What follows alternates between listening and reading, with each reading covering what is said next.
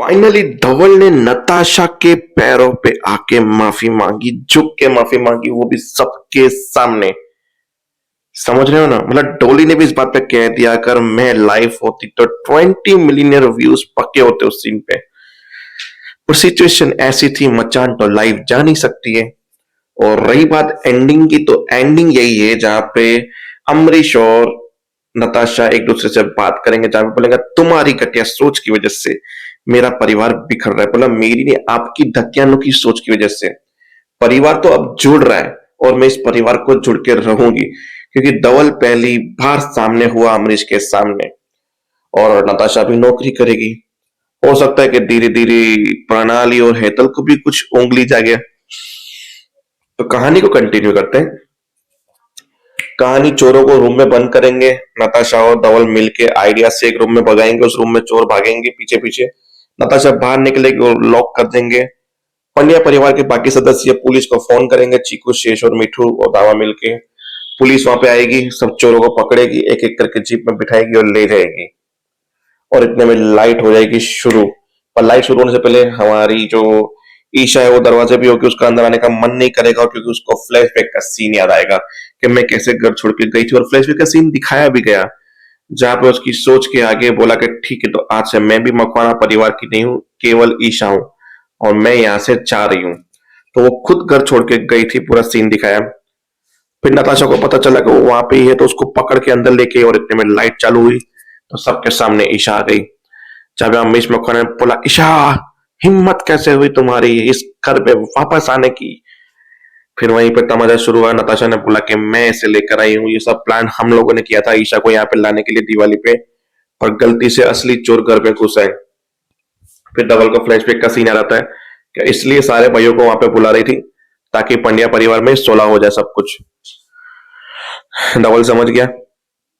फिर सब लोग ईशा से बात कर रहे थे, नताशा बात कराने की कोशिश कर रही थी कि आपकी बहन है, मन नहीं करता चिराग भैया भाविन भैया गले लगाने का, ये वो। इतने में बोला जिसकी तुम इतनी तरफदारी कर रही हो ना, और धवल तुम जिससे गले मिलने की कोशिश कर, मतलब धवल गया, गले मिला और दोनों को अलग कर दिया अमरीश मकवाना ने।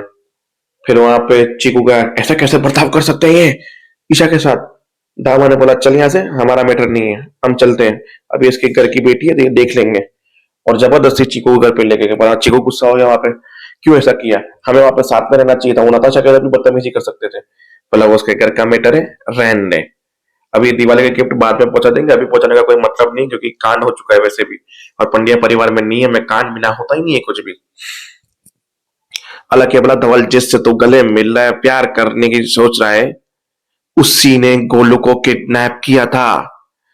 सब लोग शौक हो गए। वहां पे बोला अमरीश भाई साहब मूड्स, वो तो किसी और लड़की थी, हम मूड्स फंस गए। कि बुला रहे मेरे मुंह से क्या निकल गया है, ये तो जिसको मैं गुनहगार साबित करना चाहता था वो बेगुनाह हो गई, और जो गुनहगार है वो मेरी बहन मेरे सामने खड़ी है।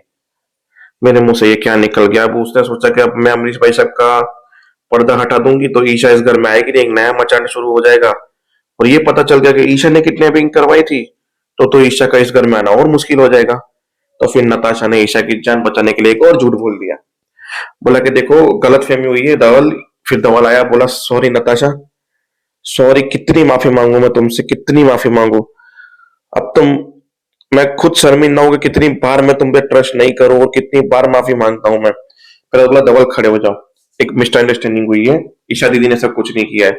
मुझे भी जब ईशा दीदी मिली तब उसने पता है कि मेरा पर्स चोरी हो गया था, और वो पर्स चोर ने वहां पे छुपाया था, और वो जहाँ पे वहां पे छुपाया था वो पर्स मुझे मिला और मैं यहाँ पे लेके आया, मुझे ऐसा लगा ईशा दीदी ने किडनैपिंग की है।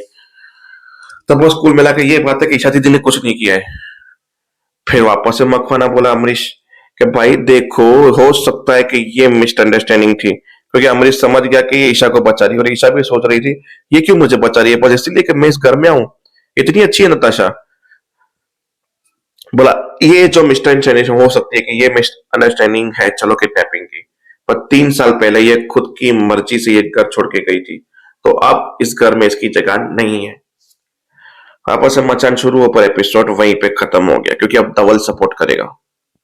तो देखते हैं धवल अपनी बैंकों और अपनी बीवी के साथ कैसे खड़ा रहता है और अमरीश भाई साहब के सामने जाता है।